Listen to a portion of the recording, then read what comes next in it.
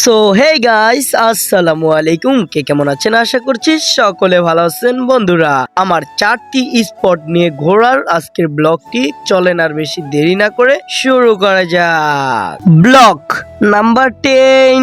So guys, অনেক জল্পনা কল্পনার পরে আমাদের এই আজকের ব্লগটি কিন্তু শুরু করা হলো। আর আজকে কই যাচ্ছি সেটা তো ইন্ট্রো শর্টে বলেই দিছি, থাম্বনেল টাইটেলেও বলে দিছি। তো বন্ধুরা, আমরা কিন্তু সিলেটের উদ্দেশ্যে রওনা হয়ে গেলাম। আর আজকে হচ্ছে আমাদের চতলার মাঠে ফাইনাল খেলা, ফুটবল খেলা। আর এই খেলাটাকে মিস করেই কিন্তু চলে যেতে হচ্ছে। যাই হোক, সমস্যা নাই, আমরা বিস্তারিত আলোচনায় আসি। তো বন্ধুরা, আমরা কোথায় যাচ্ছি সেটা তো আপনারা অনেকেই জেনে গেছেন থাম্বনেল টাইটেল দেখ। তো আমরা কিন্তু সিলেটের উদ্দেশ্যে কিন্তু রওনা হয়ে গেলাম। আর দেখতে পারতেছেন রাস্তায় কিন্তু চলে আসছি। আর রাস্তা থেকে আমরা কিন্তু পঞ্চবটি ডিরেক্ট চলে আসছি। আর গাড়ির অপেক্ষায় ছিলাম। আর তারপরে কিন্তু অনেক জল্পনা কল্পনার পরে সাইনবোর্ড চলে আসছি। আর সাইনবোর্ড আসার পরে দেখতে পারতেছেন শাকিল ভাইয়ের একজোড়া মোজার দরকার, তার আবার মোজা নাই। তো তারপরে কিন্তু এই কাকার সাথে একটু মজা ফাজলামানি করলাম। তারপরে মোজাটা নিয়ে আর লেট না করে আমরা চলে গেলাম আমাদের কাঙ্ক্ষিত জায়গাটায়। আর সেই জায়গায় গিয়ে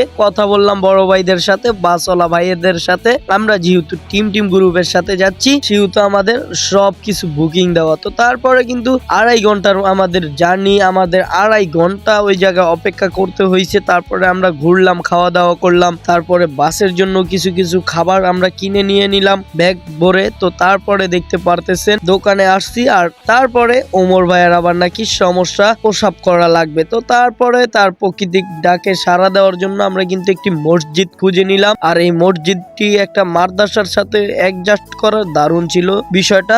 আর তারপরে কিন্তু সেইখান থেকে আমরা কাজগুলো সেরে চলে যাচ্ছি আমাদের বাস স্ট্যান্ডে। আর অনেক ঝামেলার পরে কিন্তু 2.5 ঘন্টা বসে থাকার পরে বাসটি আমাদের আসছে। মূলত ভাই কি বলবো, বলার কিছু নাই। অনেক জার্নির পরে এই বাসটি আসলো। আর বাসের আসার পরে আর আমরা বেশি লেট করিনি, আমরা বাসে উঠে গেলাম। আর তারপরে অনেক জল্পনা কল্পনার পরে ঝগড়াঝাটি করলাম তাদের সাথে। 2.5 ঘন্টা লেট করছি। আর আমাদের ফার্স্ট বুকিং ছিল, তারপরও কেন আমাদেরকে পিছের সিটে দেওয়া হলো, এই নিয়ে অনেক ঝামেলা করলাম। তারপরে আর এইগুলো করে কি লাভ, তারপরে আমরা নিজেরাই ম্যানেজ করে নিলাম। আর তারপরে কিন্তু আমরা সিলেটের ভ্রমণের উদ্দেশ্যে চলে যাচ্ছি। আর দেখতে পারতেছেন একটি শান্তির ঘুম দিয়ে দিলাম। আর এই ঘুমের থেকে উঠালো আমাদেরকে হোটেলে যাওয়ার পরে, এই হাফ ব্রেক দিল। তো তারপরে দেখতে পারতেছেন 3:03 বাজছে। আর শাকিল ভাইয়ের সাথে মজা করতেছিলাম। আর চোখে ভরা অনেক ঘুম, ভাই কি বলবো, বলার কিছু নাই।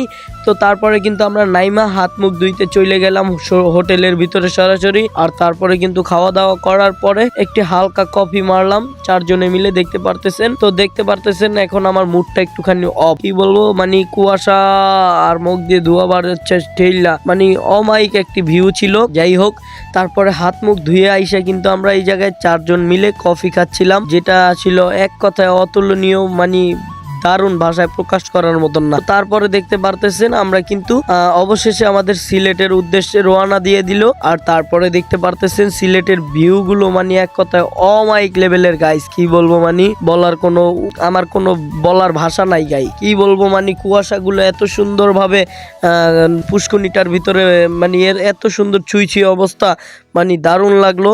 আর আমাদের ব্লগটি এই পার্ট দিব, কারণ বেশি লং ব্লগ আমিও আপনারা বেশি পছন্দ করেন না, এই কারণে আমি পার্ট ভাবে দিচ্ছি। আর এই ব্লগটা ছিল সিলেট যাওয়ার সময়কার ব্লগটি। আর গত ব্লগে আপনাদেরকে দেখাবো চা বাগানটা, আর বিস্তারিত সব ভিডিওগুলো আপনাদেরকে দেখাবো। ইনশাল্লাহ দোয়া করবেন। আর নেক্সট ভিডিওর জন্য আমার পেজটিকে ফলো করে চ্যানেলটিকে সাবস্ক্রাইব করে রাখবেন। আসসালামু আলাইকুম, আল্লাহ হাফেজ।